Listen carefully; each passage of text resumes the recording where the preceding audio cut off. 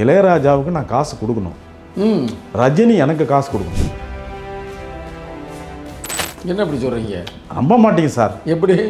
அன்னக்கிளின்னு வந்துருங்க எடுத்துகிட்டு போங்க சார். அந்த படம் ஓடலை. அன்னக்கிளிங்கிறது ஒரு டப்பா படம்னு சொல்லி அவனும் வாங்கலை. அந்த ரெக்கார்டை நான் வாங்கிட்டு போயிட்டேன். அடித்து தீயா பிடிச்சி எங்கே போனாலும் அன்னக்கிளி பாட்டு பாடுறான். மச்சானா பார்த்தீங்களாங்கிறது வெளுத்து வாங்குது.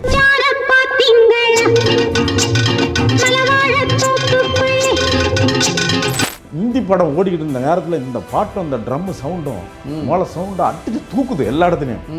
டே அந்த ரெக்கார்டு எங்கடாங்கன்னா ரெக்கார்டு கிடைக்கல. ஜமால் முகமதுல நான் தான் வச்சுருக்கேன். பிஷப் பீபர் காலேஜுக்கும் ஜோசப் காலேஜுக்கும் நேஷன் காலேஜ் 3க்கு இந்த ரெக்கார்டு போட போவேன். அங்கே போனால் எனக்கு 2 வடை ஒரு டீ 2 ரூபா காசு கொடுத்துருவாங்க.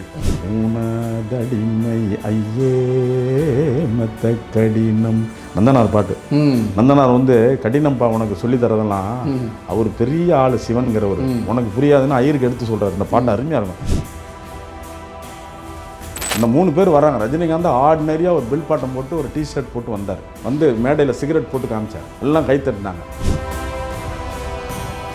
ரஜினிகாந்த் எல்லாம் ஸ்டேஜில் வந்து பண்ணாங்க. நாங்கள் தான் முதல் ரசிகருங்க. ரஜினிகாந்துக்கு நான் தான் முதல் ரசிகர். தெய்வ புருஷன். அவர் தெய்வம் ஆளுது. Super super. அவர் தெய்வம் ஆள்றதுனால அவரை எங்கெங்கெல்லாம் போகணுமோ எங்கெங்கேனுமோ பண்ணாமல் ஒரு நிலையான மனிதராக இன்னையவர்கள் வச்சுருக்குது. இந்த ஜாதியை மைனஸ் பண்ணிட்டு எல்லாம் ஒன்று சேர்ந்தாங்கன்னா தமிழர்கள் வந்து யூரோப்பை பிடிச்சிருவாங்க. ஒரு முதல் ஒரு அரசியல்வாதியை சந்தித்தது மாண்புமிகு முதலமைச்சர் கலைஞர் அவர்களை. நீங்க ஆரம்பத்தில் சொன்னீங்க. ஆமாம், அவரை பற்றி சொல்கிறேன். அவரை வந்து உள்ள பார்த்து பேசுங்க, எதுவும் தலைவர்கிட்ட பேசுகிறாதீங்க, எக்ஸ்ட்ரா பேசுனீங்க எதுவுன்னா மாட்டிக்குவீங்கன்னு சொல்லி இவர் சண்முகநாதன் சொல்கிறார். உள்ளே போனேன் வாங்க அப்படின்னாரு. வாயான்லாம் ஒன்றும் சொல்ல. கல்விமா வாங்க அப்படின்னா பெரிய ஆள்லாம் வாயாங்கிறவரு நம்மளை வாங்கினாரு. காலை 2ஐயும் தொட்டு சாஷ்டாங்கமாக விழுந்தேன். போதும் எந்திரிங்கன்னாரு. அப்படியே குழந்தமாய் மாறிட்டார். இதை பதிவு செய்யணும் நான். அவர் என்ன சொல்றாரு, எங்கள் கோரையாத்தில் சின்ன வயசில் நான் திருக்கோவிலையில் இருக்கும்போது இன்னைக்கு அந்த ஊர் ஆறு வந்து காஞ்சி கிடக்கு யாருனார். அதுதாங்க அந்த சயின்ஸ். இதை சயின்ஸை சொல்கிறாங்க யாருன்னு ஆனந்தப்பட்டார். செய்யுங்க, அதை உடனே செய்யுங்க அப்படின்னாரு. பெல் அழுத்தினார். அந்த ஒரு ஆய்வு மையத்தை ஒன்று பண்ணேன் 2008 ஜனவரி. கஷ்டப்பட்டேன், ரொம்ப நாள் கஷ்டப்பட்டேன். அந்த ஆய்வு மையத்தில் கொண்டு வர அண்ணா பல்கலைக்கழகத்திற்கு இந்த ஆய்வை கொண்டு வந்தது நான் ஃபவுண்டர் டைரக்டர். நான் தான் கொண்டு வரேன். அதுக்கு டாக்டர் கலைஞர் கருணாநிதி முக்கிய காரணம். அவரால் தான் வந்தேன். முதுமுனைவர்னா அந்த ஆரம்ப கால அம்பேத்கர் வாங்கியிருக்காருன்னு முதுமுனைவர் அம்பேத்கருக்கு அடுத்து நான் தான் வாங்கியிருக்கேன். அது அந்த செய்தி நீங்கள் சொல்லாமல் என்னென்னமோ சொல்கிறீங்க இல்லையா? அம்பேத்கர் மேலே எனக்கு பக்தி.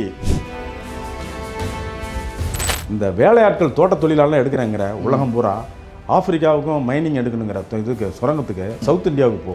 அங்கே டமுல்னு ஒரு பாப்புலேஷன் இருக்கான். கட்டையாக கண்ணங்கரையன்னு குள்ளம் குறைமா கிடப்பான். சந்தேக பார்வை பார்ப்பான். ஆனால் அவன்கிட்ட பழகிட்டீங்கன்னா உனக்கு உயிரை கொடுப்பான். They are sincere, discipline and ரெஜிமெண்டல்ங்கிறான்.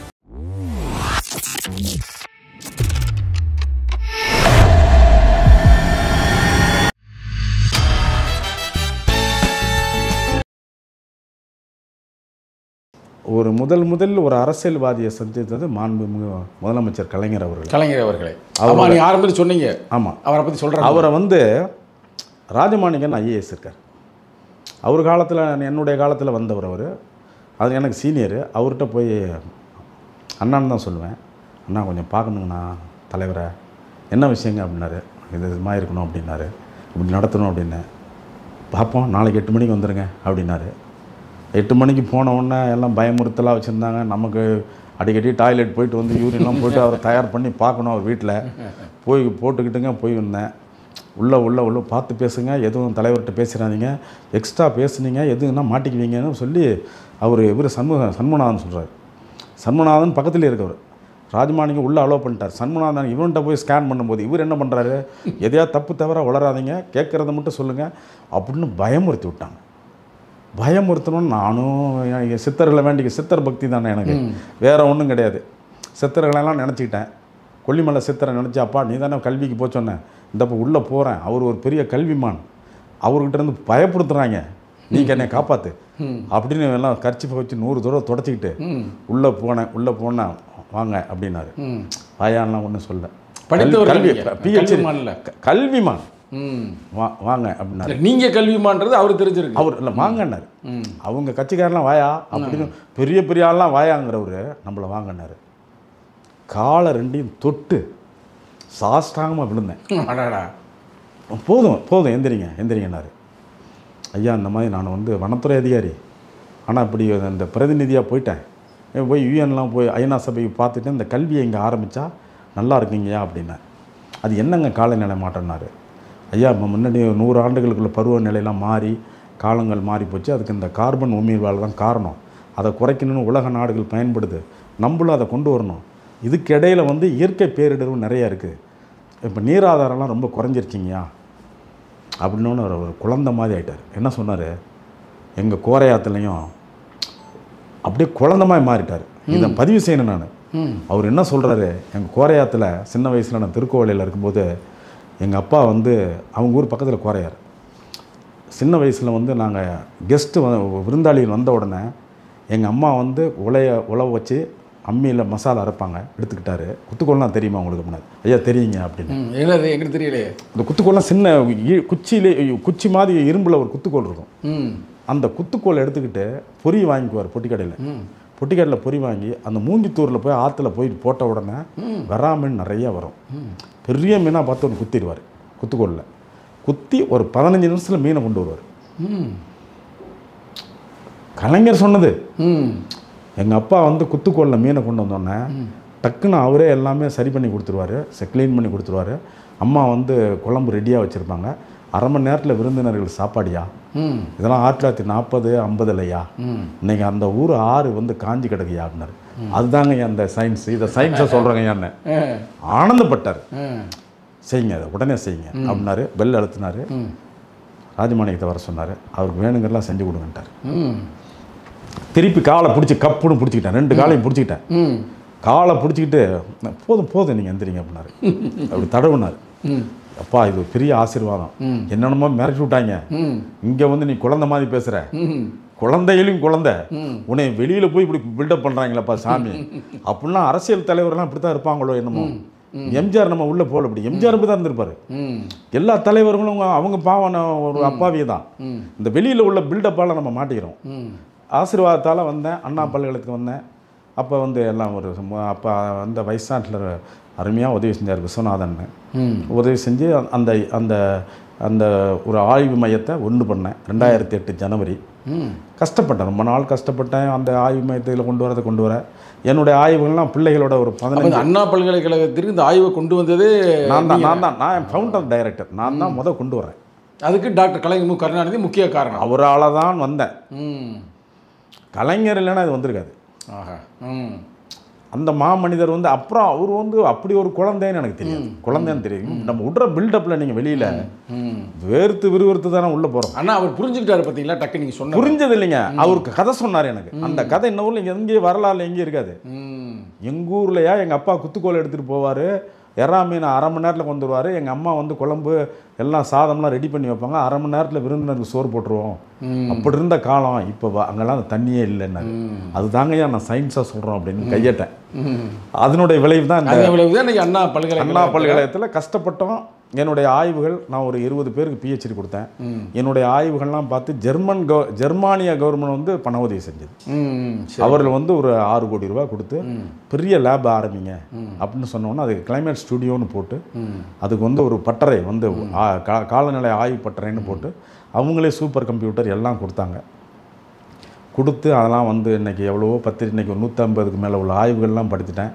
போன வாரம் வந்து இந்தியாவுக்குனுடைய கடலுக்கு எல்லா கடல் மட்டம் இந்தியா முழுவதுக்கும் எல்லா 9 மாநிலங்கள், 4 யூனியன் டெரிட்டோரி, 69 மாவட்டங்கள் என்னென்ன ஆபத்துகள் இருக்குன்னா அக்கு வேற அணி வரை பிரித்து எழுதிட்டேன் ஆய்வுகளை. உலகளாவிய ஆய்வு கட்டுரை ஏற்றுக்கிடுச்சு. அது போன 2 வாரத்துக்கு முன்னாடி எல்லா பத்திரிகைகளையும் பார்த்துருப்பீங்க, எல்லாம் பார்த்தேன். அதனால் தமிழகத்துக்கு வேண்டிய அனைத்து காலநிலை மாற்றத்தையும் முதலில் கொண்டு வந்து நான் தான் சேர்த்தேன். அதனுடைய வளர்ச்சி இன்றைக்கி பெருசாக இருக்குது. இன்றைக்கி எம்டெக் வரலும் இருக்குது. இன்றைக்கி கோர்ஸ் நாங்கள் இன்றைக்கி வந்து கிளைமேட் சேஞ்ச் டிசாஸ்டர் மேனேஜ்மெண்ட்டுன்னு எம்டெக் கோர்ஸ் வரலும் வந்துருச்சு. எனக்கும் பெயர் கிடச்சிது. நானும் வந்து ஒரு 6 வருஷம் டெபுடேஷனில் தான் அண்ணா பல்கலைக்கழகத்துக்கு வந்தேன். திருப்பி வாங்கன்னு சொன்னாங்க சீஃப் கன்சர்வேட்டர். அப்போ வந்து நான் வந்து தலைமை வன பாதுகாவலர். சீஃப் கன்சர்வேட்டராக நீங்கள் இங்கே வந்து ஜாயின் பண்ணுங்கன்னாங்க. நான் எனக்கு பிடிக்கல. ஏன்னா நான் அந்த நேரத்தில் வந்து ஒரு 15 PhD என்கிட்ட பண்ணிக்கிட்டு இருக்காங்க, ஸ்டூடெண்ட் எல்லோரும் ஸ்டூடெண்ட் பண்ணிக்கிட்டு இருக்காங்க. என்னை நம்பி ஆசிரியர் நான் வெளியே போனேன்னா அந்த மல்டி டிசிப்ளின் நான் இது இல்லாமல் போயிடும். நம்மளும் என்ன பண்ண போகிறோம் வாழ்க்கையில்? சித்தர்கள் வேறு என்னை இப்போ நீ கல்வித்துறையில் தான் இயக்கி கொண்டே இருக்கிறாங்களே, இயக்கி கொண்டு அவங்கள வழிபடுறேன். அப்புறம் அந்த சித்தர் வந்து நீ என்னை வந்து குற்றாலத்தில் பாருனாரு, கொல்லிமலையில் பார்த்தவரை அப்புறம் அடிக்கடி பார்த்தேன், நீ என்னை அடுத்து குற்றாலத்தில் பாருனாரு. குற்றாலத்துக்கு போய் ஒரு 100 தடவை பார்த்தேன், அவரை இன்ன வரலும் பார்க்க முடியல. ஆனால் குற்றாலத்தில் போய் அந்த சுற்றிலும் மலையெல்லாம் எடுத்து கும்பிட்டுட்டு அந்த சிவனை கும்பிட்டுட்டு இன்னைய வரலும் அந்த குற்றாலம். ஏன்னா நீ எடுத்திருக்க ஃபீல்டு ரொம்ப முக்கியமான ஃபீல்டு. உலகம் வந்து எந்த வகையில் பின்னாடி பாதிப்பு ஏற்படும், எல்லாம் பாதிப்பு என்னன்னு கேட்டிங்கன்னா, உலகம் பாதிக்கிறதோ இல்லையோ லோக்கலாக பாதிப்பு. அதாவது நீராதாரம் அடிப்படை போகுது. இங்கே நம்ம 17 நீர்பிடிப்பு பகுதிகள் இருக்குது தமிழ்நாட்டில், எல்லாமே அடி வாங்குது. தாமிரபரணியும் கோதையாறுங்கிறது தெற்க நாகர்கோவில். இப்போ அறிக்கை கூட நான் பார்த்தேன், இன்னும் ஒரு 50 ஆண்டுகள் எல்லாம் நம்ம எல்லாம் வறட்சி, எல்லா இடத்துலையும் வறட்சி. இல்லைன்னா மழை அடித்தாலும் அந்த மழை நீங்கள் வந்து நம்ம நீர் வந்து தண்ணிக்கு போகாது, நிலஅடி வாங்காது. ஒரு 600 சென்டிமீட்டர் 600 மில்லிமீட்டர் 700 மில்லிமீட்டர் ஒரே நாளில் அடித்து அந்த தண்ணி எங்கே பிடிச்சி வைப்பீங்க? எந்த தாய் நீர் மண் வந்து தாங்கும்? கடல் நீர் மட்டும் உயர்ந்துடும். கடல் போய் இன்னும் போயிருங்க. இங்கே கடல் இங்கேயும் வறட்சி உண்டாயிரும், தண்ணி குடிக்க தண்ணி நல்ல தண்ணி கிடைக்காது. இல்லை தடுப்பதற்கான என்ன ரெக்கமெண்ட்லாம் நீ கொடுத்துருக்கோம் பயங்கரமாக கொடுத்துருக்கோம். இப்போ நீங்கள் வெள்ளம், அதாவது ஃப்ளட் வாட்டர் கேரியர், எதிர்காலத்தில் இந்த 600 சென்டிமீட்டர் மழை திடீர்னு 600 mm மழை பெய்யும், 700 mm மழை பெய்யும். அந்த மழையை நீ இன்னமும் பிடிச்சி வைக்கிறதுக்கு நீ புது ஏரி கம்மா கட்டினா தான் முடியும். இன்றைக்கி உள்ள ஏரி கம்மா இங்கே தென் மாவட்டங்களில் கம்மாம்பாங்க, வட மாவட்டங்கள் ஏரிம்பாங்க. குளம், குட்டை, ஊரணி, கீரணி, குளம் இன்னமும் செல்லாது. இதெல்லாம் வந்து இப்போ நார்மலாக இருக்க மழை காலங்களுக்கு தான் செல்லும். இனிமேல் வரப்போகிற மழையெல்லாம் வந்து உங்களுக்கு 600 mm 700 mmனு ஒரு நாளைக்கு அடிக்கும். 65 நாள் பெய்ய வேண்டிய மழை 4 நாளில் சாத்திரும். அந்த 4 நாளில் நீ தண்ணியை எப்படி பிடிச்சி வைக்கிறியோ மீதி காலம் அப்படி தான், இல்லைன்னா அழிவு தான். இல்லை இது இப்போ நீங்கள் சித்தரோட நெருக்கமாக இருக்கிறீங்க, சித்தர்கள்லாம் இதை பற்றி எதுவும் சொல்லியிருக்கிறாங்களா? சித்தரெல்லாம் வந்து எல்லாமே அழியும். மனுஷன் எங்கேயா அவன் வாழ்க்கையை நடத்துகிறான்? மனுஷன் எல்லாம் வாழ்க்கை நடத்துகிறான். இவனுக்கு இது கேட்டுச்சா? இப்போ ஒரு சித்தர் என்கிட்ட சொன்னார், இவங்களுக்கு இதெல்லாம் செல்ஃபோன்லாம் ஒரு கேடையா அவனுக்கு, இதெல்லாம் எது நாகரிகன்னு இயற்கையை விட்டே போனானையா? சிவனே சந்தோஷமா இல்லையா ஏங்கிறாரு. சிவனே சந்தோஷமா இல்லையா? அவனே அழுதுகிட்டு தான் இருக்கான் அப்படிங்கிறாரு. நம்மளும் அப்புறம் கோட் சூட்லாம் போட்டு நம்மளும் அந்த பாவத்துக்கு போயிட்டு தான் இருக்கணும். என்ன பண்ண சொல்கிறீங்க? இப்போ ஐயா இவ்வளவு சிறப்பான உங்கள் வாழ்க்கையுடைய நிகழ்வுகள்லாம் சொல்லி வந்தீங்க. இதில் வந்து இப்போ நாங்கள் கேள்விப்பட்டேன், தங்களுடைய தாய் மாமனே ஒரு பெரிய ஒரு அரசியல். இதுக்கு இடையில நான் ஒன்று சொல்லிடணும், பிஹெச்சோடு நான் நிப்பாட்டல. எல்லாரும் பிஹெச்சோடு தான் நின்றுடுவாங்க. பிஹெச்டி பிற்பாடு முதுமுனைவர் பட்டம் 10 ஆண்டுகள். முதுமுனைவர் தமிழ்நாடு முதுமுனைவர்னா அந்த ஆரம்ப கால முதுமுனைவர் வாங்கியிருக்காருன்னு. முதுமுனைவர் அம்பேத்கருக்கு அடுத்து நான் தான் வாங்கியிருக்கேன். அது அந்த செய்தி நீங்கள் சொல்லாமல் என்னென்னமோ சொல்கிறீங்க இல்லையா? அம்பேத்கர் மேலே எனக்கு பக்தி. நீ படிச்சிருக்க, இவ்வளோ படிப்பு படிச்சிருக்க, 10 வருஷத்தில் 6 முரட்டு டிகிரி வாங்கியிருக்கிறேன். எல்லாம் உலகளாவிய டிகிரி. அதில் கொஞ்சோண்டாக நான் வாங்கலைன்னா உன்னைய படிக்கிறதுல அர்த்தமே இல்லை. அப்போ நான் அவரை கும்பிட்டுட்டு டாக்டர் ஆஃப் சயின்ஸ் பண்ணேன். அதுதான் நான் கேட்குறேன். டிஎஸ்சி பண்ணேன், பாரதியார் யூனிவர்சிட்டியில் டிஎஸ்சி பண்ணேன். 10 ஆண்டுகள். அது 10 ஆண்டுகள் பண்ணி ஆய்வு கொடுக்கணும். அது தமிழ்நாட்டினுடைய காலநிலை மாற்றங்களில் நீராதாரம் எவ்வளோ மாறும், விவசாயம் எப்படி மாறும், வன எப்படி மாறும், அர்பன் இது வந்து எப்படி வீணடிக்கும், கடலோரம் எப்படி வீணடிக்க போகுது, கடல் ஓர மாவட்டங்களில் என்னென்ன ஆபத்துகள் இருக்குது, என்னென்ன வைரல் நோய்கள்லாம் புதுசாக வரப்போகுது, அவ்வளவுக்கும் டேட்டா கொடுத்து ஆய்வு முழு அறிக்கையாக அது காம்போசிட் வல்னரபிள் கூட்டு ஆபத்துகள், காலநிலை மாற்றமும் கூட்டு ஆபத்துகளும், தமிழகத்தில் கூட்டு ஆபத்துகளும், பெரிய உலகளாவிய ஆய்வுகள்லாம் உலக பத்திரிகைலாம் கொடுத்து அதனுடைய இணைப்புகளை இங்கே வச்சு தான் அதுக்கு டாக்டர் பட்டம் வாங்க முடியும், முதுமுனைவர் வாங்க முடியும். அதனால் அதெல்லாம் அந்த 25 பேப்பர் போட்டாங்க. 25 பேப்பர் உலகளாவிய பேப்பர் எல்லா பல்துறைகளிலையும் போட்டு அதனுடைய பதிவெல்லாம் மொத்தமாக கூட்டறிக்கையாக பண்ணி ஆய்வு கொட்டரை சமர்ப்பித்தேன். அதில் அது வெளிநாட்டில் 2 பேராசிரியர்கள் திருத்தணும். அதில் ஒரு பேராசிரியர் வந்து இதுக்கு ஃபர்தராக எக்ஸாமினேஷனாக கொடுக்கணும்னா நேரடியாக டிகிரி கொடுக்கணும்னு எழுதியிருக்காரு. அந்தளவுக்கு எனக்கு என்னுடைய ஆய்வுகள்லாம் பாராட்டு, உலக பாராட்டு. இதெல்லாம் பாராட்டு எல்லாம் எல்லாத்துலேயும் பதிவு பண்ணிட்டேன். ஏன்னா என்னை பதிவு பண்ணது இவ்வளவும் எனக்கு பின்னால் சித்தர்கள் இருந்து குத்துறாங்க. ஆனால் நான் இதை யாரிடையும் போய் கேட்குறதில்ல எதையுமே. நான் அப்படி படிச்சிருக்கேன், எனக்கு அதை கொடுங்க இதை கொடுங்கன்னு சித்தர்கள்ட்ட வேண்டிக்குவேன். எந்த அரசியலாக எல்லாரும் வேண்டியவர்கள் இருக்காங்க. எனக்கு அரசியலாக இருக்கட்டும், என் நண்பர்களாக இருக்கட்டும் எல்லாம் இருக்காங்க. யார்கிட்டையும் எதையும் கேட்க மாட்டேன். நம்ம வேலையை செய்வோம். இல்லைங்க, நான் அடிக்கடி போய் பட்டணத்தாட்டை படுத்து, இப்போ இங்கே சென்னை வந்திருந்து பட்டணத்தாட்டை போய் படுத்துக்குவேன். என்ன சொல்கிறீங்க? திருவொற்றியூர் பட்டணத்தான் இருக்காரு. அவர் ஒரு சித்தர் தான். ஐயோ சித்தரா, திருவெண்காடு சித்தர். திருவெண்காடில் இருந்துட்டு அவர் திருவிடை மருதூரில் 12 ஆண்டுகள் தவம் இருந்து, சுவாமி எனக்கு இன்னும் அருள் கொடுக்க மாட்டேங்கிறேன், நீ வா, காட்டுக்கரும்பு எந்த இடத்துல இனிக்குதோ உனக்கு அங்கே வந்து உனக்கு முக்தி தரேங்கிறாரு. அவரும் திருவிடை மருதூர்லேருந்து நடந்து வந்து கடைசியாக திருவான்மியூர் வர்றாரு. என்ன சாமி முடியலையே, சோதனை, இன்னும் சற்று தூரம் தான் வாப்பாங்கிறாரு. அது ஒற்றியூர்னு பேர் அந்த காலத்தில். ஒற்றியூர் வந்தவொடனே காட்டுக்கரும்பு இனிக்குது, அவுத்துனே இறைவன் அவருக்கு முக்தி தராரு. அந்த இடத்துலேயே ஜீவ சமாதி. அங்கே போய் அந்த சமாதியில் உட்காந்துருப்பேன். அவர்கிட்ட நான் ஏன் உட்காந்துருக்கேன்னா, நம்மளை செம்மைப்படுத்திக்கிறதுக்கு அவருடைய ஒரே வார்த்தை தான், காதற்ற ஊசி வாராதே கான் கடைவெளிக்கு. காதில்லாத ஊசி கூட உன்னுடைய கடைவெளிக்கு வராது. அதனால் இருக்கிறவர்களும் நல்லவனாக இரு, அன்பே சிவம்னு திருமூலர் சொன்ன மாதிரி அன்பாக இரு, எல்லாருக்கும் நல்ல தர்மமும் அன்பும் செலுத்து. அந்த இதோடு என்னை நின்றுக்குவேன். எனக்கு என்னான வாய்ப்பு இருக்கோ எல்லாம் கிடைச்சிது. என் குடும்பத்திலேயும் அரசியல் குடும்பத்திற்கு அரசியல் என் தாய் மாமா வந்து எம்பி அந்த காலத்திலேயே. எம் ஐயா கண்ணுன்னு எம்பி. பேர் எம் ஐயா கண்ணு. அவர் வந்து ஜோதி வெங்கடாச்சலம் மகளை கல்யாணம் பண்ணார். அவங்கெல்லாம் சென்னையில் சேர்ந்தவங்க. அவரும் அவங்க கலப்பு திருமணம் செட்டியார் அந்த காலத்தில் ஆந்திரா செட்டியாரை திருமணம் பண்ணவங்க. அதனால் கலப்பு எங்கள் வீட்டில் எங்கள் ஜாதி ஒரு ஆதி திராவிடர்னு சொல்லுவாங்களே ஒளி, எங்கள் வீட்டில் எல்லா ஜாதியும் இருக்குது. உலகத்தில் எல்லா ஜாதியும் இருக்குது. என் மருமகன் மகள் எல்லாருமே வந்து பெங்கால் பிராமணிய மருமகன்லாம்.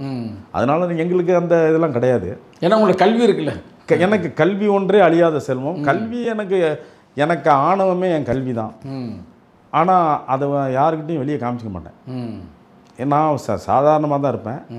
சித்தர்கள் வழிபாடு என்னை அப்பப்போ என்னை கரெக்டாக லெவலில் வச்சுக்கும். அப்போ உங்கள் தாய்மாமனும் அந்த காலத்திலே படித்தவரா? அவர் எங்களெல்லாம் அவர் ஆனர்ஸ் அந்த காலத்தில் முதல் தாழ்த்தப்பட்ட இனத்தை சேர்ந்ததுலேருந்து ஆனர்ஸ் வாங்கினவர் எம் ஐயா கண்ணு. ஐயா கண்ணு, ஆமாம். அவர் வந்து சில்வர் டங் ஆரேட்டர் சீனிவாசர், அவரோட சொந்த தாய்மாமன். என் தாய்மாமன். அவர் வந்து எம்பி அந்த காலம், நாகப்பட்டினம் எம்பி காங்கிரஸில் எம்பி, நாகப்பட்டினம் தொகுதி எம்பி. தஞ்சை மாவட்டத்தில் ஓஹோன்னு பேர் வாங்கினவர் அந்த காலத்தில். தஞ்சை மாவட்டத்தில் பழைய கல்வெட்டுலாம் பார்த்தீங்கன்னா ஆறு ஓடைகள்லாம் டேம்லலாம் எம் ஐயா கண்ணு எம்பின்னு போட்டிருக்கோம். அதெல்லாம் அது திராவிட இயக்கம். அப்புறம் பின்னால் நாங்களாம் திராவிட இயக்கத்துக்கு போயிட்டோம். நான்லாம் வந்து கலைஞரினுடைய இன்னைய வரலும் கலைஞர் அடிமை நான். எனக்கு வேறு யாரையும் தெரியாது. கலைஞர் எனக்கு உயிர். அதனால் அவர் வார்த்தையில் அவர் பரம்பரையில் யார் வர்றாங்களோ எது வந்தாலும் அவங்களுக்கு நமக்கு உண்டான அந்த மரியாதையை செலுத்திடுறது அப்படிங்கிற முடிவு தான் என் வாழ்க்கை. அவ்வளோதான். ரொம்ப மகிழ்ச்சிங்கய்யா. என்னுடைய கல்விங்க, என் கல்வியும் இன்னைக்கு 150 அறிக்கைகள் இருக்குது உலகளாவிய. கூகுள் ஸ்காலரில் போய் ஆண்டிமுத்து ராமச்சந்திரன் இல்லைன்னா ராமச்சந்திரன் போட்டிங்கன்னா வரும். என்னுடைய உச்சத்துக்கு நான் ரீச் ஆகிட்டேன். என் லெவலுக்கு. நான் சாதாரண கிராமத்தில் பிறந்து ஒரு பெரிய அம்பேத்கரை படித்தது டாக்டர் ஆஃப் சயின்ஸ் வரலும் போனது அவருக்காக தான். அவரை மரியாதை செலுத்துன்னு தான் படித்தேன். அம்பேத்கரை மரியாதை பண்ணணும், பெரியாரை மரியாதை பண்ணணும், டாக்டர் கலைஞருக்கு மரியாதை பண்ணணும் எனக்கு. அதனால் வந்து அவர் கொடுத்த ஆசீர்வாதத்தால் தான் இந்த கல்வியை ஆரம்பித்தேன். அதனால் இன்னைய வரலும் ரிட்டையர்ட் ஆகியும் நான் அங்கே இப்போ சம்பளம் வாங்காமல் வேலை செஞ்சுக்கிட்டு இருக்கேன். ரிட்டையர்ட் ஆகியும் வேலை செஞ்சுக்கிட்டு இருக்கேன். இன்னமும் டெய்லி போய் கிளாஸ் எடுக்கிறேன். பார்த்தா அப்படி தெரியலையே. ரிட்டையர்ட் ஆகிட்டேன், போய் டெய்லி கிளாஸ் எடுக்கிறேன். எந்த வித காசும் அண்ணா பல்கலைக்கழகத்தில் வாங்கிக்கல. இது புதிய செய்தியாக இருக்கு. தர்மமாக தான் போதும் எனக்கு. சித்தர்கள் வந்து சொன்ன அளந்த செல்வம், அளந்த மனம், மக்கள் எல்லாமே இருக்குது எனக்கு.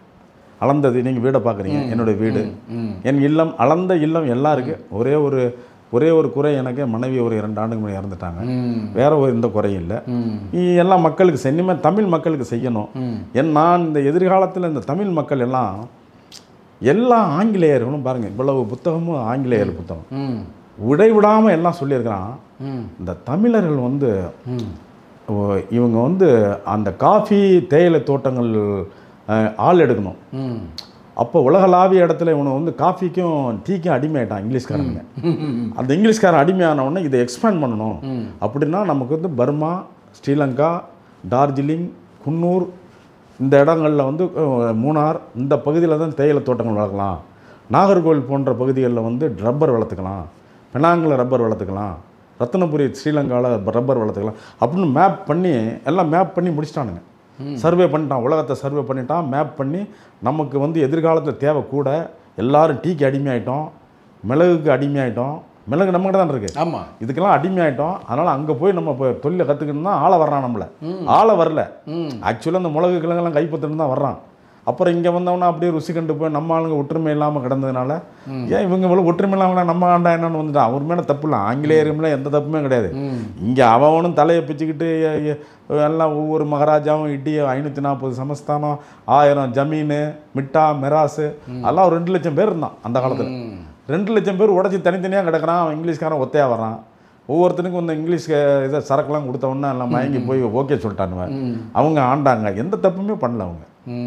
அவங்க பார்த்தீங்கன்னா அவங்க கான்ட்ரிபியூஷன்லாம் வந்து எந்த உங்களுக்கு அந்த ரயில்வே சிஸ்டத்தை கொடுக்க முடியுமா? நீங்கள் ரயில்வே டிபார்ட்மெண்ட் தபால் தந்தி கொடுக்க முடியுமா? தபால் தந்தி மின்சாரம் இது டேம் கட்ட முடியும். இவ்வளோ டேமும் இவ்வளவு டேமும் கட்டினவர் அர்த்தர் காட்டன். ஒரே தனி மனிதன் வந்து அவ்வளவுக்கும் எங்கெங்கெல்லாம் நீங்கள் டேம் கட்டலாம் இந்தியாவில் ஒன்று கொடுத்து அறிக்கை கொடுத்து அந்த அறிக்கையை முழுவதுமாக ஏற்றுக்கிட்டது வந்து லா மினிஸ்டராக இருக்குன்னு அம்பேத்கர். ஆமாம், அம்பேத்கர் வந்தால் நீர் மேம்பாட்டு வாரியமாக அவரே ஆரம்பித்தார். கரெக்ட், உங்கள் டிபார்ட்மெண்ட்டு. அதனால் நீங்கள் எல்லாம் வரலாறுகள் அங்கங்கே போகுதுங்க. வெள்ளையர்களுடைய கான்ட்ரிபியூஷன் கூட அவர்கள் சொன்ன பதிவு இந்த வேலையாட்கள் தோட்ட தொழிலாளர்லாம் எடுக்கிறேங்கிற உலகம் பூரா ஆப்பிரிக்காவுக்கும் மைனிங் எடுக்கணுங்கிற இதுக்கு சுரங்கத்துக்கு நீ யாரையும் எடுக்காத. சவுத் இந்தியான்னு ஒன்று இருக்குது. சவுத் இந்தியாவுக்கு போ, அங்கே தமிழ்னு ஒரு பாப்புலேஷன் இருக்கான். கட்டையாக கண்ணங்கரையன்னு குள்ளம் குறைமா கிடப்பான். சந்தேக பார்வை பார்ப்பான். எடுத்த உடனே நீங்கள் பார்த்தீங்கன்னா அவனை சந்தேகமாக பார்ப்பான். ஆனால் அவன்கிட்ட பழகிட்டீங்கன்னா உனக்கு உயிரை கொடுப்பான். They are sincere, discipline and ரெஜிமெண்டல்ங்கிறான். Sincere, discipline. சின்சியர்னா நேர்மையானவன், டிசிப்ளின் சொன்ன மாதிரி இருப்பான். ரெஜிமெண்டல் நீ மணி அடித்தாதான் சோறு போடனா தான் வெளியே வருவான். அது ஒரு வேலை செஞ்சுக்கிட்டே இருப்பான். அதனால் அவனுங்களை போய் பிடிச்சிக்க அப்படின்னு வந்து வில்லியம் ஹார்வர்ட்னு ஒருத்தன் ரெக்கமெண்ட் பண்ணுறான் கவர்மெண்ட்டுக்கு. ரெக்கார்டு வச்சுருக்கீங்க? எல்லாம் ரெக்கார்டு என்னட்டு அவ்வளோ ரெக்கார்டு இருந்துக்கிட்டு ஊருக்கு தண்டரா போட்டு அப்போ இங்கே வந்து பஞ்சம் ஜாதி கொடுவனைங்க தாங்க முடியாத ஜாதி கொடுவரை ஒரு மிட்டா மிராசு ஜமீனு இல்லைன்னா ஊருக்கு வந்து வடநாட்டிலிருந்து வந்த வடநாட்டில் வந்த வேற்றுமொழிக்காரர்கள் தான் ஊரை ஆள்றாங்க. அதை நான் பேர் சொல்ல விரும்பலை. ஊரை வந்து கிருஷ்ணதேவராயர் பீரியடுக்கு பிற்பாடு வந்து தெலுங்கு மக்கள் வந்து இங்கே வந்து ஊரில் அவங்க தான் தலைமைன்னு போட்டுறான். எல்லாம் போட்ட உடனே ஆரியர்கள் வடக்க இருந்த வடமொழியாளர்கள் இவர்கள்லாம் கிராமத்தை ஆள்றாங்க. அந்த ஒரிஜினலாக கிராமத்தில் இருந்தவன் வந்து நிலங்கள்லாம் இழந்துட்டு கோமணம் குட்டியோடு இருக்கான். அப்புறம் எத்தனை வருஷம் இருப்பான்? தாங்க முடியல. 1 வருஷம் 9 வருஷம் 100 வருஷம் 200 வருஷம் 500 வருஷம் எங்கே போகிறது? தன்னோட அடையாளங்கள்லாம் இழந்த ஏழ்மையானவர்கள் வந்து ஒரு பழங்குடியினர். அவன் தான் நிலம் சொத்து புத்து எல்லாம் வச்சுருந்தான். அவன் தான் பூசாரி, அவன் தான் மன்னர், அவன் தான் எல்லாமே. ஆனால் அவன் பூசாரியை இழந்துடுறான், மன்னரை இழந்துடுறான், கோமணத்தை இழந்துடுறான். எங்கே போவீங்க? அப்போ இப்படி இருக்கும் பொழுது வெள்ளையர்கள் கூப்பிட்றான் ஊருக்கு தண்டரா போட்டு, நீங்கள் வந்து தோட்டத்துக்கு எங்கள் தோட்டத்துக்குலாம் வந்துட்டீங்கன்னா உங்களை எங்களுக்கு ஈக்குவலாக மதிக்கிறோம். உங்கள் தொழிலுக்கு எப்படி உங்கள் திறமை இருக்கோ அதுக்கு தகுந்த சம்பளம் தர்றோம், வாங்க யார் வேணாலும் வாங்கணுன்னா அடித்து பிடிச்சி ஓடுறான். அப்படி ஓடினவன் தனுஷ்கோடி பக்கம் போனவன், தனுஷ்கோடியில் கப்பல் ஏற்றினவன் எங்கள் தாத்தா போட்டலாம். பெனாங்கு கப்பல் ஏற்றின பல்லாயிரக்கணக்கான இன்றைக்கி மலேசியா தமிழர்கள்லாம் இருக்காங்க. எல்லாம் இன்றைக்கி மலேசியாவில் இருக்காங்க. பெனாங்கில் நல்லா ஓஹோன்னு இருக்காங்க, எல்லாம் மகிழ்ச்சியாக இருக்காங்க. மொரிஷியஸ் போனவங்க அதை விட மகிழ்ச்சியாக இருக்காங்க. இப்போ சவுத் ஆஃப்ரிக்கா போனவங்க எல்லாம் இங்கே ஆங்கிலம் கற்றுக்கிட்டா இப்போ மாரிமுத்துன்னு பேர் வச்சுருக்காங்க, முத்துசாமின்னு பேர் வச்சு இன்னும் பேர்லாம் வச்சுருக்கிறான். ஆனால் ஐஎம் ஃப்ரம் சவுத் இந்தியாங்கிறான். அவனுக்கு எங்கேருந்து போனோம் பூர்வீகமே தெரியல, தமிழ் கூட தெரியலன்னு சொல்கிறாங்க. தமிழும் தெரியல, ஆனால் மாரிமுத்து மாரியம்மா அந்த பேர் இன்னும் அப்படியே வச்சிருக்காங்க. பேர் அப்படியே இருக்குது, அப்படியே வச்சிருக்காங்க. ஆச்சரியமா இருக்கு. முத்துசாமி போயிருக்கிறீங்க? போனேன், டர்பன் போனேன். மாரிமுத்து பேர் இருக்கு, முத்துசாமி பேர் இருக்கு. அவங்க தாத்தா போட்ட பேரை மட்டும் அவனை மாத்தலைங்க. ஆனா we are from south India அவ்வளவுதான் தெரியும். அவன் எந்த ஊர்? அவன் இந்த பெரம்பலூர், அரியலூர் மாவட்டம், இன்னும் புதுக்கோட்டை மாவட்டம், இவ்வளோதான் பஞ்சம் அவ்வளோ. ராமநாதபுரம் மாவட்டம், இந்த 4-5 மாவட்டம் தான் பஞ்ச மாவட்டம். அதுலேருந்து ஓடினவங்க தான் அத்தனை பேரும். சிறப்புங்க. இப்போ நாங்கள் என்ன கேட்குறோம்னா, இவருடைய வரலாற்றை நீங்கள் வென்று எடுத்துருக்கிறீங்க. இன்றைய இளைஞர்கள் வந்து போதை வஸ்துக்களுக்கு அடிமையாகி போகிறாங்க. அப்படி சொல்லாதீங்க. திரைப்படத்தின் இல்லைங்க, அதாவது போதை வஸ்துன்னு மட்டும் இல்லைங்க. தாங்கள் திரைப்படத்தில் பார்க்குறதெல்லாம் வந்து எனக்கு என்ன இப்போ எனக்கு கஷ்டம்னா, நான் எம்ஜிஆர் காலத்தோடு அது முடிஞ்சிரும்னு நினச்சேன். திரைப்படம் எம்ஜிஆர் காலத்துக்கு பிற்பாடு இந்த மாதிரி இவ்வளோ எடுபடாது. ஆண்டிப்பட்டிக்கு எம்ஜிஆர் போகிறாரு. எம்ஜிஆர் போன உடனே அங்கே ஒரு அம்மா வந்து, சாமி எல்லாத்தையும் நம்பு, இந்த நம்பியாருங்கிறவனை மட்டும் நம்பாத அப்படி சொன்ன காலம் உண்டு. அது படிக்காதவர்கள், அவர்களுக்கு கல்வி அறிவு இல்லாத ஒரு கிளவி சொன்னிச்சுன்னா நியாயம். இன்றைக்கி நம்ம எல்லாம் பிடெக்கு எம்டெக்கு பிஇ எல்லாம் குறைஞ்சது +2 பாஸ் பண்ணிட்டோம். சினிமாவை பார்த்து நடுங்காதீங்க. அது அசிங்கம். சினிமாவில் வந்து நடிக்கிறது வந்து அதை போய் பார்த்துக்கிட்டு அதில் உள்ள ஹீரோக்களை நம்பாதீங்க யாரையும். அது வந்து அவங்க நல்ல காசு வாங்குறாங்க. நான் 2 பேருக்கு கடமைப்பட்டிருக்கேன் சார், உங்கள்கிட்ட இதில் சொல்கிறேன். இளையராஜாவுக்கு நான் காசு கொடுக்கணும், ரஜினி எனக்கு காசு கொடுக்கணும். என்ன இப்படி சொல்கிறீங்க? நம்ப மாட்டீங்க சார். எப்படி? நான் ஜமால் முகமதில் படிச்சுக்கிட்டு இருக்கேன். படிச்சுக்கிட்டு இருக்கும்போது 76 செகண்ட் இயர் படிச்சுட்டு இருக்கேன் டிகிரி. அன்னக்கிளி படம் வந்துடுச்சு. அன்னக்கிளி படம் வந்தோன்னா நான் இசையில் ரொம்ப இதாக இருப்பேன், முன்னணி இசையில் ரொம்ப பக்குவமாக இருப்பேன். கர்நாடக சங்கீதம்லாம் எனக்கு தெரியாத ஒழிய 5 நிமிஷம் கேட்டனா ரிப்பீட் பண்ணுவேன். எனக்கு இசையில் பெரிய வல்லமை அந்த காலத்துலேருந்து இருந்தது. பாட்டெலாம் பாடுவீங்களா? அருமையாக பாடுவேன். ஒரு பாட்டு பாடினா நல்லா இருக்கும். நான் அது அப்புறம் கடைசியாக பாடலாம். அதெல்லாம் கர்நாடக சங்கீதமாக தான் வரும். ஐயே மத்த கடினம் ஊனதடிமை ஐயே மத்த கடினம். நந்தனார் பாட்டு. நந்தனார் வந்து கடினம்ப்பா உனக்கு சொல்லி தரதெல்லாம் அவர் பெரிய ஆள் சிவன்கிறவர். உனக்கு புரியாதுன்னு ஐயருக்கு எடுத்து சொல்கிறார். இந்த பாட்டு அருமையாக இருக்கும். இப்போ பிராமணாலாம் அந்த பாட்டை பாடுவாங்க. பொய்யாத பொன்னம்பலம் தன்னாயிருக்கையிலே நையாத மனிதர்க்கு உய்யாது கண்டு கொள்ளும் ஐயே மெத்த கடினம் அப்படின்னு நந்தனார் வந்து ஐயருக்கு சொல்றாரு. நீ நையாத மனிதனுக்கு உய்யாது கண்டு கொள்ளும். நச்சு எடுக்கலைன்னா உனக்கு கடவுள் கொடுக்க மாட்டாரு. நீ நச்சிலாம் எடுக்கல, நீ சொகுசா இருக்கிற உனக்கு எப்படி கடவுள் வருவாரு? அதனால நீ சும்மா பேதம் ஊத்திக்கிட்டு உட்காந்துக்கிட்ட உனக்கு வரமாட்டாருன்னு சொல்லி நந்தனார் சொல்றாரு. நந்தனார் சொல்ற சரி, நீ என்ன கொடுக்கணும் இளையராஜா சொல்றீங்க? எதை சொன்னீங்க? இந்த இளையராஜா என்னன்னு கேட்டீங்கன்னா அன்னக்கிளி படம் வந்துருச்சு. அந்த ஹெச்எம்இ ரெக்கார்டுன்னு அந்த காலத்தில் ரெக்கார்டு கொலம்பியா ஹெச்எம்இ ரெக்கார்டுன்னு அது ஹெச்எம்இ ரெக்கார்டு சென்டர்னு பேர் எங்கள் திருச்சியில் சிங்கரத்தோப்பில். அதில் போய் தான் நாங்கள் எல்லா காலேஜும் போய் அங்கே நாங்கள் அப்போ மியூசிக் செக்ரட்டரின்னு ஒவ்வொரு காலேஜ் இருப்பாங்க. நாங்களாம் பழகிக்குவோம். ஜமால்லேருந்து வரவங்க, ஜோசப்லேருந்து பிஷபிபர் எல்லா காலேஜிலேருந்தும் வர்றவங்க எல்லாம் வருவாங்க. அப்போ மியூசிக்கு ரெக்கார்டு அங்கே தான் வாங்கணும். எல்லோரும் ஹாஸ்டல் ரெக்கார்ட் பண்ணோம்ல, காலையில் ஈவினிங்கும் காலையிலையும் ரெக்கார்டுக்கு வந்தவொடனே இந்த அன்னக்கிளி படம் வந்து அந்த ஆள் என்ன பண்ணால் இப்போ அன்னக்கிளின்னு வந்துருக்குங்க எடுத்துகிட்டு போங்க சார், நான் எடுத்துகிட்டு போங்க தம்பினா. அந்த படம் ஓடலை. அன்னக்கிளிங்கிறது ஒரு டப்பா படம்னு சொல்லி அவனும் வாங்கலை. அந்த ரெக்கார்டை நான் வாங்கிட்டு போயிட்டேன். ரெக்கார்டை போய் வாங்கிட்டு வந்து நான் ரெக்கார்டு போட்டுக்கிட்டு இருக்கேன். ஒன்றும் அது ஒன்று அப்புறம் ஒரு 20, 30, 40 ஒரு மாதங்க ஒரு 20 நாள் தாங்க அடித்து தீயா பிடிச்சி எங்கே போனாலும் அன்னக்கிளி பாட்டு பாடுறான். மச்சானா பார்த்தீங்களாங்கிறது வெளுத்து வாங்குது. அந்த பாட்டு போட்டுக்கிட்டு அந்த மியூசிக்கு டக்குன்னு முத யாதவ் இங்கி பாரத், கேள் மைனு, பல பாபி இந்தி படம் ஓடிக்கிட்டு இருந்த நேரத்தில் இந்த பாட்டும் இந்த ட்ரம்மு சவுண்டும் மோளை சவுண்டும் அடித்து தூக்குது எல்லா இடத்துலையும். அந்த ரெக்கார்டு எங்கடாங்கன்னா ரெக்கார்டு கிடைக்கல. ஜமால் முகமதில் நான் தான் வச்சுருக்கேன்.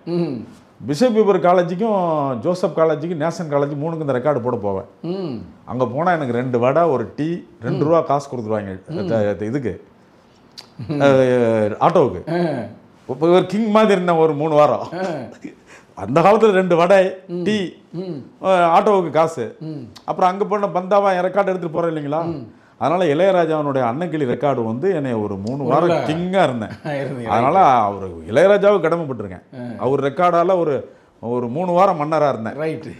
இது ஒன்று. அடுத்து வந்து 77ஆம் வருடம் 77 மார்ச் பிப்ரவரி மாதம் அன்னைக்கு இந்த ரஜினிகாந்துங்கிறவரே யாருக்கும் தெரியாது. 3 முடிச்சில் நடிக்கிறாரு. 3 முடிச்சுங்கிற படத்தில் நடிக்கிறாரு. ஜெய் கணேஷ், ஸ்ரீதேவி, ரஜினிகாந்த் 3 பேரையும் நாங்கள் ஜமால் முகமது கூப்பிட்டோம் எங்கள் ஆடிட்டோரியம் இனாகரேஷனுக்கு. இந்த 3 பேர் வராங்க. ரஜினிகாந்த் ஆர்டினரியாக ஒரு பில் பாட்டம் போட்டு ஒரு டிஷர்ட் போட்டு வந்தார். வந்து மேடையில் சிகரெட் போட்டு காமிச்சார். எல்லாம் கை தட்டினாங்க. அப்போ ஆர்டினரி நடிகர். அதுக்கு முதல் ரசிகன் நான் தான். ரசிகன் பண்ணுறதுக்கு நான், கூத்தாநல்லூர் மொயினுதீன், காதர் பாட்சா வத்தலகுண்டு, பஷீர்னு இப்போ ஆடிட்டராக இருக்கார் கோயம்புத்தூரில். நாங்கள் 4 பேர் தான் வந்து குரோம்பேட்டில் ஒரு பாயை பார்த்து அந்த பாய் தான் எங்களை அழைச்சிட்டு போய் இதெல்லாம் வாங்கி கொடுத்தாரு. இவங்கெல்லாம் வாங்கி கொடுத்தாரு அப்பாயின்மெண்ட்டு. நாங்கள் வந்து இவங்களெல்லாம் ரிசீவ் பண்ணி திருச்சியில் ஆஸ்பி ஹோட்டலில் தங்க வச்சு ரஜினிகாந்த் எல்லாம் ஸ்டேஜில் வந்து பண்ணாங்க. நாங்கள் தான் முதல் ரசிகருங்க. ரஜினிகாந்துக்கு நான் தான் முதல் ரசிகர். காலம் யாருக்கும் தெரியாது. எனக்கு இன்னைக்கு 68 வயசு ஆகுது. அவருக்கு என்னைய தெரியாது. நானும் அவர் பக்கத்து வீட்டில் தங்கியிருந்தேன் போயஸ் கார்டனில். அவர் எது பரவாயில்ல நானும் வரும். நான் அந்த பவுன்சர்லாம் வரும்போது நம்ம எப்படி சொல்கிறது சார். அதனால ஒன்றும் சொல்லிக்கிறது இல்லை. ஆனால் ரஜினிகாந்த் இதில் பார்த்துட்டு உங்களை கூப்பிட போறாரு இல்லைங்க. நான் தான் முதல் ரசிகர். அவருக்கு ஞாபகம் வரணும். ஜமால் முகமது காலேஜ் 77 பிப்ரவரியில் வந்து நீங்கள் சிகரெட்டு டெமான்ஸ்ட்ரேட் பண்ணி காமிச்சிங்க. அவர் உங்களை மாதிரி சித்தர் வழிபாட்டு உடைய வருது. அதனால தான் அவரை மதிக்க எனக்கு அவர் மேலே அதுக்கு மேலே வழிபாடுல விட இவ்வளவுலாம் என்னென்னமோ அவரை பிணைஞ்சு எடுத்து பார்த்தாங்க. அவர் அந்த அரசியலுக்கு போல பாருங்க. அங்கதான் அவர் தெய்வம் சித்தர் நிற்கிறாருங்க. கரெக்ட். கண்டவங்களாம் அன்றைக்கி சினிமாவில் கண்டமாய் போட்டுக்கிட்டு எல்லாம் ட்ராமா விடுறாங்க. இல்லை அப்பயே சொன்னார்ல, திருவள்ளுவருக்கு வந்து சாயம் பூச பார்க்குறாங்க, எண்ணெயை வந்து இழுக்க பார்க்குறாங்க. அது என்னன்னு தெரியாதுங்க. ரெண்டு நடக்காது. இல்லை நீங்கள் எது நடக்குதுன்னு அதெல்லாம் எனக்கு தெரியாது. நான் அது அரசியலுக்குள்ளே போக மாட்டேன். ஒரு தெய்வ புருஷன், அவர் தெய்வம் ஆளுது. Super super. அவர் தெய்வம் ஆள்றதுனால அவரை எங்கெங்கெல்லாம் போகணுமோ எங்கெங்கேனுமோ பண்ணாமல் ஒரு நிலையான மனிதராக இன்னையவரில் வச்சுருக்குது. அது மட்டும் இல்லைங்க, வரலாறுல இந்த ஏஜ் வரலும் வேர்ல்டு ரெக்கார்டில் அது உண்மை. இந்த ஏஜ்லேயும் நடிச்சுக்கிட்டு இந்த ஏஜ்லேயும் இவ்வளோ ரூபா படம் வரப்போகுது. அப்புறம் இன்னும் எத்தனை 10 படம் நடிப்பார். அப்படியா? எனக்கு தெரிஞ்சு இன்னும் 10 படம் நடிப்பார். சிறப்பு. அவருக்கு அதனால் நான் அவருடைய முதல் ரசிகன். அது அவருக்கு தெரியணும், எடுத்து சொல்லுங்கள். நிச்சயமாக. இளையராஜாவுக்கு நான் கொஞ்சம் கடன் கொடுக்க வேண்டியிருக்கு, அவரையும் கொஞ்சம் பார்த்து சொல்லுங்கள். அவர் காலை தொட்டு ஐயா ஒன்றால் ஒரு 3 வாரம் கிங்காக இருந்தேன். இல்லை நேரம் உங்களை கூப்பிடுவார் ஐயா. ஆமாம், இது ரெண்டும் என் வாழ்க்கையில் மறக்க முடியாது. நிச்சயமாக. அப்புறம் உயர்ந்துட்டேன், கல்வியில் உயர்ந்தேன், உச்சத்தில் இருக்கேன் இன்னைக்கு கல்வியில். இளைய சமுதாயத்துக்கு நான் சொல்கிறதுனா கல்வியில் வாங்க. எஸ். இந்த கல்வி இல்லாமல் இந்த கீழே வந்து ஒவ்வொரு சாதிக்கும் ஒரு கயிறு கட்டிக்கிட்டு அங்கே வந்து கிராமங்களை கெடுக்காதீங்க.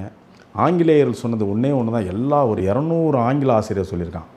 இந்த தமிழர்கள் வீணாக போகிறதுக்கு காரணம் எட்கர் தர்ஸ்டன் அழகாக சொல்லியிருக்காரு. 39 சாதி, 182 பிரிவு, 39 சாதி, 182 பிரிவு. இதில் கொலண்டு போய் ஆரியர்கள் அழகாக மீன் பிடிக்கிறார்கள். இந்த கொலண்டு போகிறவங்களுக்கு வந்து அறிவில்லாமே வச்சுருக்காங்க. இந்த அறிவு என்னைக்கு வருதோ இது வண்டி வந்து மாறும், என்னைக்காவது மாறும் அப்படின்னு எட்கர் தர்ஸ்டன் எழுதியிருக்காரு. அந்த நிலை மாறணும். அவர் 1800 எழுதியிருக்காரு. இந்த நிலை என்னைக்காவது மாறும். அப்போ வந்து ஆரியர்கள் வந்து, அவர் பேர் Edgar Thurston, caste of south இந்தியான்னு எழுதியிருக்காரு. அவர் அப்படியே எழுதியிருக்காரு, இந்த நிலையெல்லாம் கல்வி வந்தால் இந்த நிலையெல்லாம் மாறும், ஆரியர்கள் தெறிக்க ஓடுவாருன்னு எழுதியிருக்காரு. அந்த காலத்தில் தெளிவாக எழுதியிருக்காரு. அதனால் உங்களுக்கு செய்த பாவங்களுக்கெல்லாம் நம்ம பிள்ளைகள் கல்வியில் வரணும். இந்த போதைப் பொருளுக்கெல்லாம் நிறைய இப்போ அடிமையாயிட்டாங்க. கல்லூரிகள்லேயே இப்போ எல்லா கல்லூரிகள்கிட்டையும் போதைப் பொருள் இருக்குது. அது படிக்க வைக்காம மைண்டை இதாக்கிறோம். இல்லைங்க, அதுக்கு நீங்கள் அடிமை ஆகிட்டீங்கன்னா, இப்போ என்னுடைய பேராசிரியர் ஒரு பையன் மகன் ஃபஸ்ட் கிளாஸாக காலையில் காலேஜ் போகிறான். பேராசிரியர் பையன், உங்களுக்கு நேராக அழைச்சிட்டு போய் காமிக்கிறேன். நேராக காலேஜுக்கு போகிறான். அம்மா ஃபைனாக டிஃபன் பண்ணி கொடுக்குறாங்க. காலையில் 8 மணிக்கு வண்டியில் போகிறான். ஈவினிங் நான் 5 மணிக்கு வீட்டுக்கு வந்துடுறான். பர்ஃபெக்டாக போகிறான், ஒன்றும் தெரியல. 4வது வருஷம் 4th இயர் வந்துட்டான். 4 வருஷம் அவன் காலேஜே போகல. நேராக வெளியே போவான், பார்க்கில் போய் உட்காந்துக்கிட்டு ஒரு இன்ஜெக்ஷனை போட்டுக்குவான். போட்டு படுத்து இருந்துட்டு ஜம்முன்னு வாழ்க்கையை அனுபவிச்சுட்டு, அதான் அவன் வாழ்க்கை. அப்படியே மிதக்க வேண்டியது. 5:30க்கு நிதானம் வந்தவொடனே டக்குன்னு நல்ல பிள்ளைமாய் வந்து எடுத்துகிட்டு புக்கெல்லாம் படிக்கிற மாதிரி வீட்டில் நடிச்சுக்கிட்டு 4 வருஷம் ஏமாற்றிருக்கான். அதனால் நான் பெற்றோர்களையும் கேட்குறேன், ஐயோ ஏமாறாதீங்க. பெண் பிள்ளைகளோ ஆண் பிள்ளைகளோ ஜாக்கிரதையாக வளங்க. சினிமா வேண்டாம், சினிமா வேண்டாம். நீங்களே சினிமா ரசிச்சிருக்கீங்க, பின்னாடி போலையே. நமக்கு தெரியும். நான் வந்து இந்த படம் பார்த்தேன், தங்கப்பதக்கம் சினிமா படம் எடுக்க. என்ன படம்? தங்கப்பதக்கம். பழைய படம் இல்லை, அந்த படம் சினிமா எடுக்கிறத நான் பார்த்தேன். கோடம்பாக்கத்தில் வந்து எங்கள் ரிலேட்டிவ் வந்து அப்போ மேக்கப் மேனாக இருந்தார் அந்த காலத்தில். அந்த மேக்கப் மேன் வந்து அவர் தான் முத லாக்டோ காலமின் ஷாம்புலாம் எனக்கு காமிச்சார். எனக்கு சென்னைக்கு லாக்டோ காலமின்னு அந்த முகத்தில் போடுறது எனக்கு தெரியாது அந்த காலத்தில். ஐயோ என்னென்னமோ போடுறாரா அவர் அப்படின்னு எனக்கு போட்டு விட்றாரு. போட்டு தங்கப்பதக்கம் ஸ்டூடியோவுக்கு எடுத்து போகிறாரு. அங்கே போனால் சின்ன ரொம்ப பயங்கரமான பெரிய ஷெட்டு. அந்த ஷெட்டில் ஒரு சின்னூண்டு இடத்துல ஒரு அட்டைப்பட்டியில் அடித்து அழகாக அடித்து மாளிகைமே வச்சு அதில் அப்படி அவர் வந்து எஸ்பி மாதிரி வராரு, பாட்டெலாம் அந்த எஸ்பி மாதிரி வராரு. அந்த ஃபோட்டோ எடுக்கிறாங்க. 5 நிமிஷம் தான் என்ன அலோவ் பண்ணாங்க. நான் நினச்சிக்கிட்டேன், ஐயோ நம்ம எவ்வளோ ஏமாந்து போய் கிடக்கிறோம். இவ்வளோ பெரிய ஆஸ்பெஸ்டஸ் ஷெட்டு, அதில் ஒரு சின்னூண்டு மூலையில் அட்டைப்பட்டியில் மாளிகை அடிச்சிருக்கான். அந்த மாளிகைக்குள்ளே இந்த கேமரா பேசுது. நம்ம படத்தில் பார்க்கும்போது என்னமோ பெரிய மாளிகையில் அவர் வந்து இறங்குற மாதிரி இருக்குது, ஒரு எஸ்பி வந்து இறங்குற மாதிரி இருக்குது. அட கடவுளே அப்படின்னு தங்கப்பதக்கம் வந்த உடனே நான் சொன்னேன் எல்லாத்துக்கிட்டையும், ஓ அது சும்மா ஒரு சின்ன ஷெட்டியா, அந்த ஷெட்டில் போய் ஒன்று பின்னால் போய் பார்த்தீங்கன்னா எல்லாம் யூரின் அடிச்சு கீரின் அடிச்சு கிடக்குது. அது சினிமா வேற, வாழ்க்கை வேற. அதனால சினிமாவை நம்பாதீங்க அப்படிங்கிறத என்னுடைய இளைய தலைமுறைக்கு. சினிமாவை நம்பாதீங்க, நல்லா பாருங்க. ஒரு படம் வேணாம், 9 படம் பாருங்க. எல்லா நடிகர்களையும் நடிகைகளையும் போட்டுருங்க. ஆனால் அதை வாழ்க்கைன்னு நினச்சிக்காதீங்க. அது வாழ்க்கை இல்லை, அது போலி வாழ்க்கை. அது எப்போ தெரியும்னா 50 வருஷம் 50-60 வருஷத்தில் தனக்கு பிள்ளை குட்டி வந்து பொண்டாட்டி பிள்ளைலாம் வந்து படிக்க வைக்க முடியல கதறும்போது தான் ஐயோ வீணாக போயிட்டோமே சினிமாவெலாம் நம்பின்னு பின்னால் யோசிக்க வேண்டியிருக்கோம். இளங்கன்று பயம் அறியாது. அதனால தான் இளங்கன்று பயம் அறியாது. பெரியவர்களோ அரசியல்வாதிகளோ இல்லை இப்போ கல்வியாளர்களோ பிள்ளைகளை நெறிப்படுத்தணும், வாட்ச் பண்ணணும். போதைப் பொருளோ மற்ற எதுக்குமே அடிமையாகாமல் ரொம்ப பிள்ளைகள்லாம் ரொம்ப அடிமையாயிட்டாங்க. அதனால் மாறி கல்வியில் பெருசாக வரணும். இந்த நம்ம சமுதாயம் கல்வியில் வந்துருச்சு. இந்த ஜாதியை மைனஸ் பண்ணிட்டு எல்லாம் ஒன்று சேர்ந்தாங்கன்னா தமிழர்கள் வந்து யூரோப்பை பிடிச்சிருவாங்க. அந்த 15 கன்றுனுடைய பவரை இவங்க எடுத்துருவாங்க. உலக அரசியல நிர்ணயம் பண்ணலாம் தமிழர்கள். அந்த அளவுக்கு அறிவு சார்ந்த கும்பல் இது. கீழடி நாகரிகத்தை பற்றிலாம் பேசுதா? கீழடி நாகரம் வந்து உங்களுக்கு எல்லாமே சொல்லி பிடிச்ச. இப்போ நீங்கள் எல்லாரும் சேர்ந்து 5000 வருஷத்துக்கு முன்னாடியே இரும்பு கண்டுபிடிச்சிட்டீங்கன்னா நீங்கள் தான் கண்டுபிடிச்சிருக்கீங்க அப்படின்னு இப்போ சொல்லிடுச்சே. இரும்பு வந்து 1800 வருடத்துக்கு முன்னாடி லக்னோவிலையும் காஷ்மீர்லாம் கண்டுபிடிச்சங்கிற மாதிரி தான் மஜ்மிதார் இந்திய வரலாறுலாம் இருக்குது. கிறிஸ்து பிறப்பதுக்கு முன்னே 1800 ஆண்டுகளுக்கு முன்னாடி நாங்கள் தான் கண்டுபிடிச்சிட்டோம். அந்த கங்கை பெல்ட் காசி, அந்த வாரணாசி பகுதி, அந்த பகுதியில் காஷ்மீர் பகுதியில் தான் இரும்பு இருந்துன்னு சொன்னாங்க. இப்போ கீழடி செருப்பால் அடிச்சு பிடிச்சா எல்லாத்தையும். கீழடி வந்து கிறிஸ்து பிறப்பதற்கு முன்னே 3345 வருஷம்னு வந்துருச்சே. கார்பன் டேட்டிங், அதாவது ஆய்வில் கெமிக்கல் ஆய்வு. இது வந்து ரசாயன ஆய்வில் டேய் முட்டாளுங்களா, இவனு உங்களோட வந்து நீங்கள் 1800 வருஷம், இவன் 3335 வருஷம், இன்னும் ஒரு 1500 வருஷத்துக்கு முன்னாடியே கண்டுபிடிச்சிட்டான். அவன் வேல் கம்பு கருவிகள்லாம் வச்சுருந்துருக்கான். அதை கண்டுபிடிக்க எவ்வளோ நாளைக்கு முன்னாடி இருந்திருப்பான். அப்படி பார்த்தீங்கன்னா சங்க காலத்தினுடைய 9990 வருஷம் சங்க காலங்கள் கணக்கு பார்த்தீங்கன்னா 9990 வருஷம். அதையும் தாண்டி ஒரு 45,000 ஆண்டுகள் நம்ம தமிழர்களாக இருப்பாங்க. நான் ஆய்வு எடுத்துக்கிட்டு இருக்கேன். அடுத்து நீங்கள் போட போகிறீங்க. தமிழருடைய வயது 45,000 கொண்டு வர போகிறேன். தமிழ் வரலாறு. ஆமாம், வரலாறு என்கிட்ட இருக்குது. அதை உலக தரவுலாம் எடுத்து தமிழர்கள் பாடலை. கல் தோன்றி மண் தோன்ற காலத்தில் வேலோடு தோன்றி முன் தோன்றி மூத்த குடிமகன். சும்மா வெறும் வேலோடுனா வனத்தில் குறிஞ்சி நிலத்துல தான் இருந்தோம். நம்ம வாளோடுனா வாள் வந்து நம்ம போட்டிக்கோ இல்லை போரிட கொண்டதுக்கு இல்லை, கண்டுபிடிச்சோம். இல்லைங்க, மிருக பயம். அந்த காலத்தில் மிருக பயம். வாளோடு எந்த போய் வாளும் அம்புலாம் இருக்கும். அம்பாரி அந்த இது இருக்கும். அம்பர தூணிப்பாங்க. அம்பர தூணியில் பின்னால் அம்பு வாள் இதெல்லாம் எடுத்துக்கிட்டு தான் ஒரு இடத்துலேருந்து இடத்துக்கு போவான் தமிழர்கள். தமிழர் தொன்மையானவர்கள், சிறந்த அறிவாளிகள். 39 ஜாதிகளாலும் 182 பிரிவாலும் நச்சுன்னு உடச்சி பீஸ் ஆக்கிட்டாங்க. இப்போ அந்த பீஸை ஒட்டுறதுக்கு வந்து அரசியல் தலைவர்களும் அறிஞர்களும் தான் வரணும். இந்த அறிஞர்களும் அரசியல் தலைவர்களும் வந்து தயவு பண்ணி எல்லாம் நீங்கள் ஒன்று சேர்ந்தீங்கன்னா ஒட்டுறதை நீங்கன்னா வெட்டி விட்றீங்க, ஒட்ட வைங்க. இதெல்லாம் ஒட்டிட்டா உலகத்தை ஆளக்கூடியவன் தமிழனே, அதில் மாற்றமே இல்லை. ரொம்ப மகிழ்ச்சிங்க, ரொம்ப சந்தோஷம். சிறப்பான கருத்துக்களை கடைசியாக முடிக்கும்போது என்ன சொல்லிட்டீங்கன்னா, உலகத்தையே தமிழந்தே ஆளத்துக்கு எல்லா தகுதி உடையவன் தான் அப்படின்னு அழகான கருத்துக்களோடு இன்றைய அமர்வு முடிந்திருக்கிறது. இது முடிந்தது என்று நீங்கள் என்ன வேண்டாம், தொடர்ந்து நாங்கள் வந்து உங்களிடமிருந்து கருத்துக்களை 45,000 ஆண்டுகள் தமிழர்கள் அடுத்து என்னோட வாங்க சொல்கிறேன். உறுதியாக. ரொம்ப மகிழ்ச்சிங்க. நன்றி. வணக்கம்.